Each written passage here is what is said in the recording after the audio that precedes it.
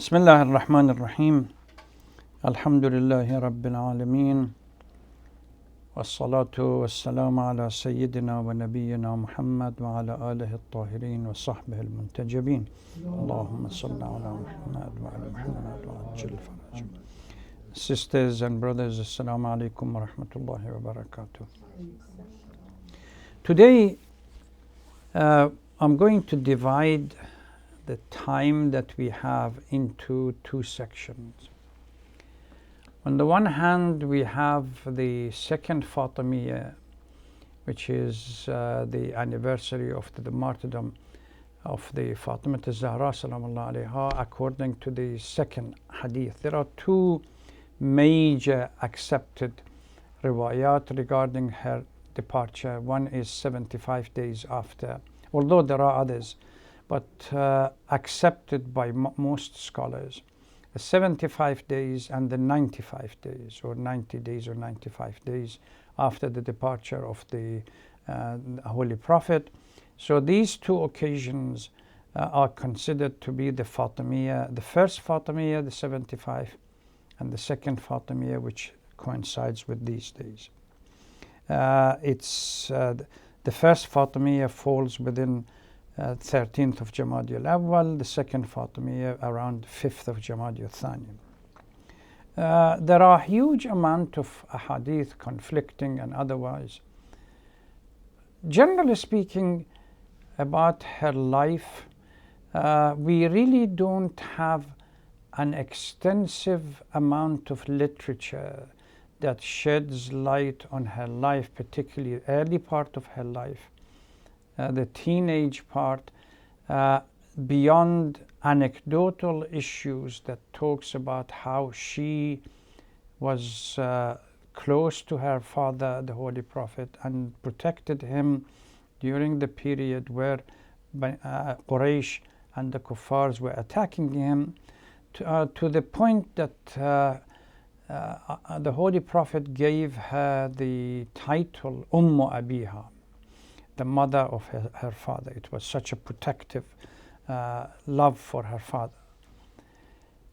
There are debates as to exact date of her birth, whether it was the second year, third year, or fourth year of proclamation, because of the debate on the Mi'raj and the ascension to heaven, and the relationship between Mi'raj and Fatima's birth is because it is claimed that when the Holy Prophet was in heaven, Jibreel gave him an apple.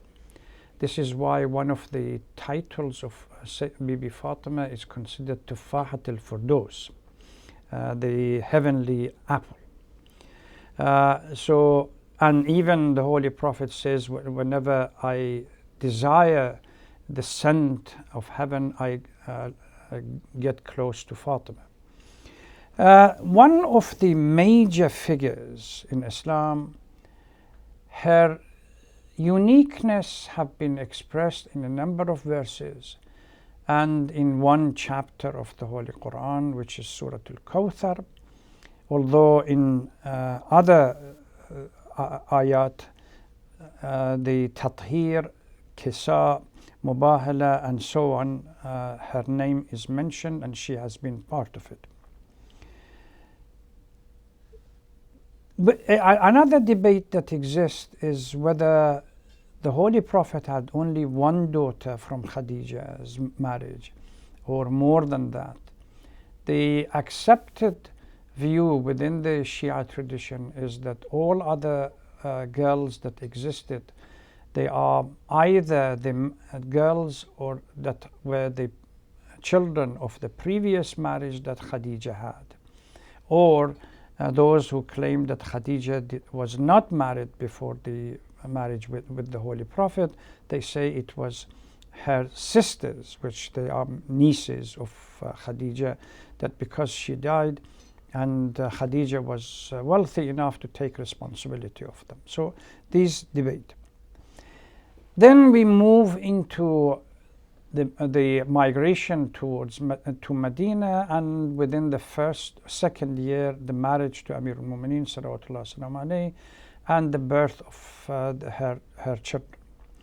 Unfortunately, we don't have much literature regarding her political activity in detail exactly what as far as political activity, beyond saying that during her life she participated in a number of battles. She was there in Uhud, and she was the one who attended to her father's uncle Hamza, as well as she was bringing food in the Battle of Trenches in Khandaq. She was present during the victory in Mecca when the army went and captured Mecca. But as far as political activity, the only thing that has been documented is when she stood up before Abu Bakr and challenged the new established order. When she went to the mosque and delivered the famous sermon, which is Khutbatul Fadakiyya. And it is recorded in history, both from the Shia Sunni sources as well as the Sunni sources, in which she challenged the new established order for not being, he would not recognize them because they are false, and ultimately the issue of Fadak and her right, etc., was brought in. I strongly recommend. I believe we covered a little bit in the past about the life of Fatima al-Zahra, so this is a brief recap if you can go back to that. But the Khutbatul Fadakiyya and the commentaries on it is available online. You can go at al-Islam.org and other places, read it. The best, I think the best commentary, it's in Persian, on Khutbatul Fadakiyya is by Marhum Ayatollah Muntadhiri, his commentary on that. And I'm not quite sure whether that particular commentary has been translated into English or not. But if you go to al-Islam.org and type in Khutbah Fadakiyya, that should come out. This is just a brief outline of her life, and I recommend a follow-up to what we have said regarding her life. Now we are going to go into the last piece of our the debate that we had, or the discussion that we had about axis of resistance, and that was Hamas. That was left out. We talked about Zionism, we talked about colonialism, we talked about the relationship between colonialism and how the Zionism is particularly their occupation of Palestine as a settler colonialism, the relationship between the two. Then we moved to the axis of resistance. We talked about Hezbollah and Iraqi and the Yemeni one. And now we are talking about the last piece within the whole picture is Hamas. Unfortunately, after 7th of October, if you now go online and type Hamas, the media, the public media, has been saturated by what we call the Zionist comments and pro-Zionist comments about Hamas, which they are trying to reduce Hamas into just a bunch of hooligans, terrorists, etc., etc. Even when we have occasionally some unbiased commentary about the history of Hamas, the author or the writer seems to miss the point. They don't go back far enough to shed light on the history of Hamas in general. This was an article that the true history of how Hamas was created by Robert English. I'm going to read the beginning of that article to give you some idea.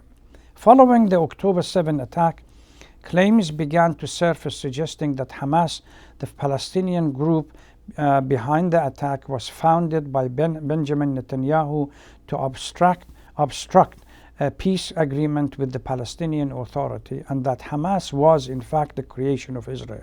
First of all, this claim was made way before the 7th of October. 7th of October was just simply iterating what has been said in the past. However, Israel did not create Hamas, and this notion represents an exaggerated misinterpretation of historical events. So where did these claims originate, and is there any basis to this claim? To fully understand the origin of these claims, we must look back to 1973. That's the failure of this author. If we go back to the history of Hamas, the history of Hamas goes back to close to 1945, before even the establishment of what is called the State of Israel, where Hassan al-Banna, the head of Ikhwan al-Muslimin, Muslim Brotherhood in Egypt, sent his brother Abdurrahman al-Banna and Muhammad As'ad al-Hakim, these two, to go, and Saeed Ramadan, to go to Gaza and begin establishing the foundation of what we call Ikhwan al-Muslimin's branch in Gaza in 1945. And by 1947, a year before the so-called establishment, Ikhwan al-Muslimin had already been succeeded in establishing 25 branches right across Palestine, and having members of up to 20 or 25,000 people as members of this. The life of Hamas can be divided into 3 or 4 different phases, and ultimately comes to the 1982, 83, 84, 85, where we have a transition taking place from what originally was purely social religious establishment, non-pacifist, non-violent, and simply trying to establish Ikhwan al-Muslimin the way they established themselves in Egypt. Non-violence, until realizing that non-violence is not producing the result, and every time the secular Palestinian resistance, such as PLO and others, failed to deliver, and even the Marxist establishment failed to deliver, the image of the resistance, or the image of the religiously structured organization, became stronger and stronger and stronger. So, according to the reports from the Washington Post, at the time, Israel's occupation forces showed leniency towards Mujamma activities. They were not the ones that actually created. At the time, Israel maintained a direct occupation of Gaza and was actively working to suppress Palestinian resistance group aligned with the Palestinian Liberation Organization, which was engaged in armed conflict against the Israelis from its base in Lebanon. As the Mujamma, often referred to as Ikhwan or Brotherhood, focused on building an Islamic civil society and preaching nonviolence against the Israeli occupiers, it also positioned itself in opposition to secular nationalists, which was PLO, socialist and communist Palestinian faction. Israel recognized this divide and saw an opportunity to support, didn't create it, to support the institution that ultimately became Hamas that we have now. So if we look at the life of Hamas, particularly after 1967 war and the failure and the defeat of the Arab resistance, Hamas began to think itself and moved through 4 different phases. 1967 to 1976, it was what they called it the period of consolidation. And 1976 to 1981, political engagement, Now slowly we have Hamas moving away from that original social structure, civil society, non-violence, towards realizing that that particular strategy is not going to produce the result of liberation, particularly when they have claimed and they attacked PLO and others that they have failed to deliver anything substantive in the liberation of Palestine. And 1973 became again another turning point where finally the defeat or ceasefire between Israelis and Egyptians and others did not produce the hope that they were looking for the period, the hope and for the Ikhwan Muslimin, and they began to drift slowly towards militarization. In 1981 and 82, what we call the Palestinian Islamic Jihad started, which was similar to orientation to Ikhwan Muslimin, but with one factor which was totally different, relying on social building and community work is not enough. They have to go towards military activity. And Islamic Jihad, Palestinian Islamic Jihad became extremely popular within both Gaza and West Bank because of this component that they had, that they are now moving towards the military part of it. 1982's attack on Lebanon and the destruction of PLO and the atrocities that the Zionists claimed in Lebanon those days, and particularly kicking Palestinians out with the help of Maronite Christians and others in Lebanon, clearly established for the Palestinians that secular approach or a strategy will not bring anything back as far as the land or negotiation, and it has to be some kind of a military force behind this.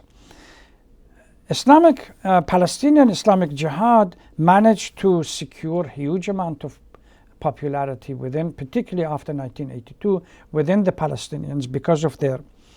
And the PLO's defeat clearly established that there is no such thing as what we call secular approach to resolving the Palestinian issue. It had to be a military or force. So then 1981 to 1987, it was the period of what they call active political engagement.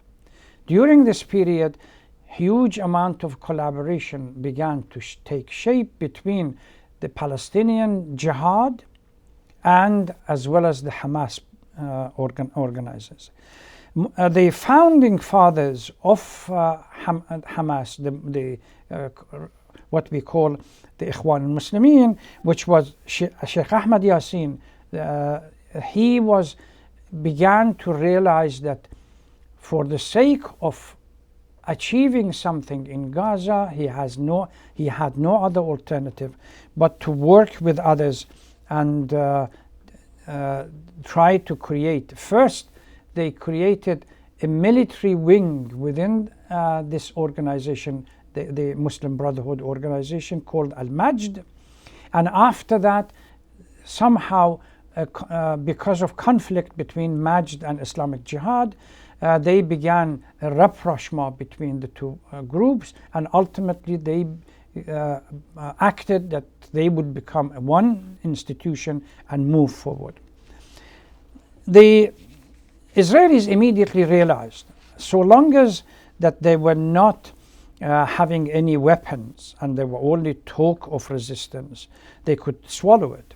But once they realized that somehow weapon was getting into Gaza, and from whatever sources began bringing down what the Israelis would call the iron fist, then even more atrocities towards the Palestinian in Gaza. Within that period, the Intifada happened in 1981, and between 1981 to 1987, during the period of Intifada, Hamas began to take shape. Now we are beginning to see Hamas moving clearly away from the social activity and bringing in the military activity. Now, there was a meeting in the house of Sheikh Yassin, and 6 leaders that were as the group leaders or Ikhwan Muslimin leaders, that they were Sheikh Ahmed Yassin, Abdul Aziz Rantisi, Ibrahim Kazerooni, Salah Shahada, Isa Nashar, Muhammad Shama, Abdul Fattah Dakhan.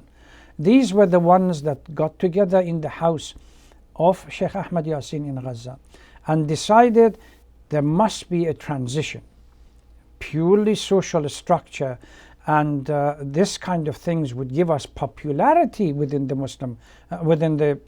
Palestinians in Gaza or even in West Bank, but certainly would not create for us the foundation of proving successful in opposition to the Israeli presence unless we become militarily active. The first president of this was Sheikh Ahmed Yassin himself, and the next one was Abdul Aziz Rantisi, and unfortunately Sheikh Ahmed Yassin was taken to prison and because of his military activity was jailed for 15 years. And once he was released, then he became very active militarily and immediately assassinated. They appointed the second leader to Hamas, which was Abdul Aziz Rantisi. Rantisi was assassinated 4 months later as well. This time, the Hamas decided not to declare their leader, as it happened in Hezbollah recently, not to declare it, wait for a while, and simply claim that we have a transitional leader rather than the original leader. We don't still know who is the original leader, but we have a transitional leader, so confuses the whole issue. Between 1988 and 2009, which was the original Intifada and the second Intifada and so on, Hamas becomes more and more active until it becomes, the military activity in Gaza becomes, because Gaza was under occupation, becomes so intolerable for the Zionists that in 2005 Sharon decides that it is no longer occupation of Gaza is worthy of what the damage, economical, political, and everything else, and they should leave Gaza and move. They demolished all the settlements that they had in Gaza, and the pain of it for the Israeli leadership was when Ishaq Rabin said, I wish the ground would open up and swallows Gaza once and for all, because it became very difficult for them to handle. The military activity of Hamas from then up to now has been directly related to what we call the atrocities of the Israeli government. The more atrocities, the more militant they become.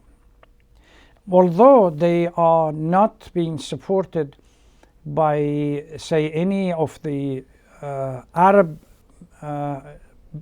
governments as when it comes to military hardware, they are coming from other places. But certainly financially, they used to be supported by local organization and what we call religious organization that they had, not khums, zakat, that they would provide, until the occupation of Kuwait by Iraq, and when Yasser Arafat went to support Kuwait, Saddam Hussein against Kuwait, all the Arab leaders that used to supply money to Palestinian Authority, they changed the money towards Hamas, so Hamas began to use this wealth coming in to establish itself and gain popularity. They have began to publish some kind of newsletter that talks about their activity.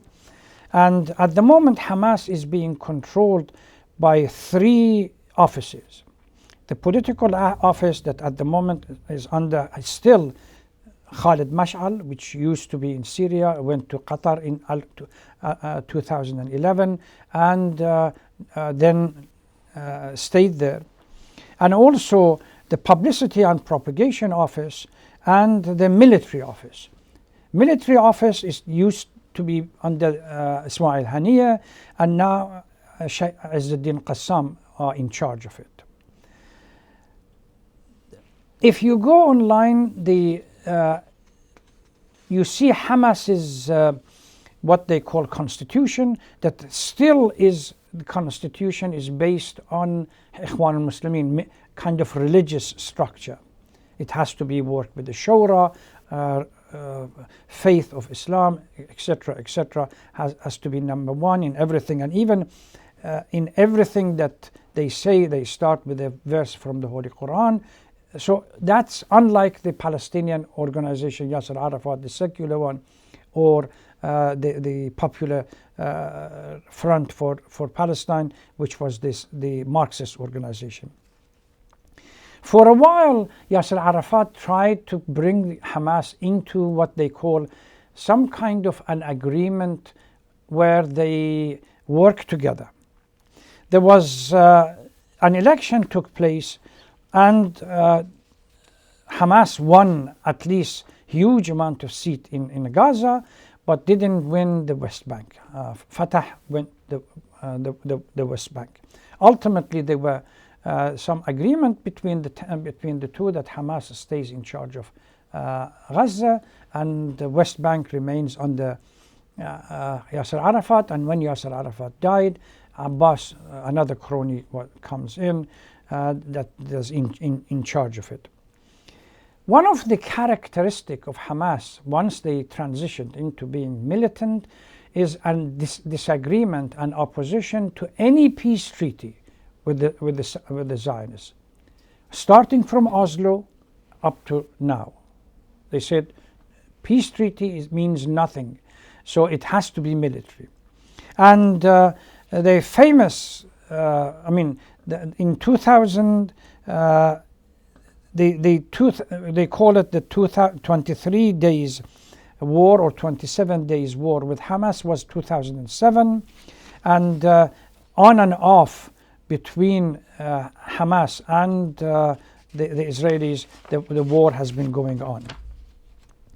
Gradually, once they realized that they needed extra support, they naturally asked the Arab world for them, and the Arab world not wanting to be in some kind of a relationship with Hamas or any Palestinian organization that calls for the downfall of the Zionist state, stayed away, and gradually Hamas began to approach Hezbollah more than usual than it was before.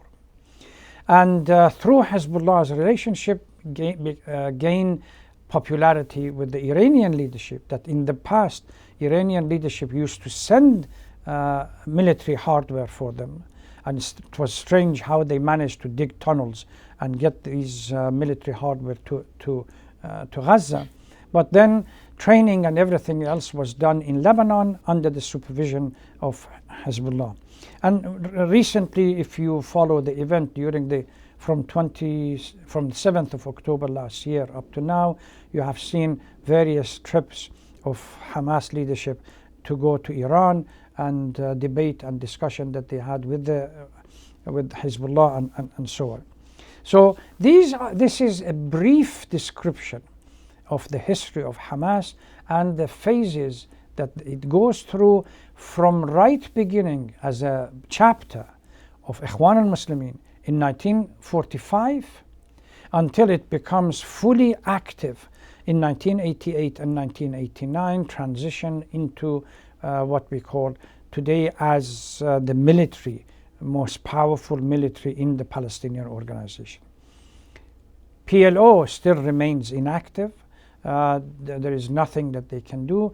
And the latest event in West Bank has increased the popularity of Hamas, and at least the strategy of Hamas, the military strategy of Hamas within West Bank. It's only a matter of time where we have similar kind of approach taken up by arm and so on by the West Bank resistance, and only time would tell where we are going to go.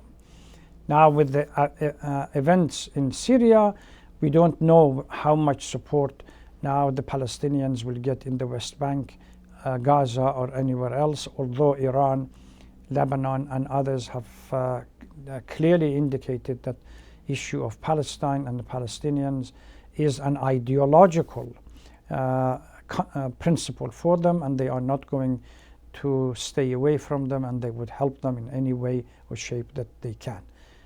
Only time would tell what these strategies are and how successful or unsuccessful they become. Thank you very much. Wassalamu alaikum wa rahmatullahi wa barakatuh.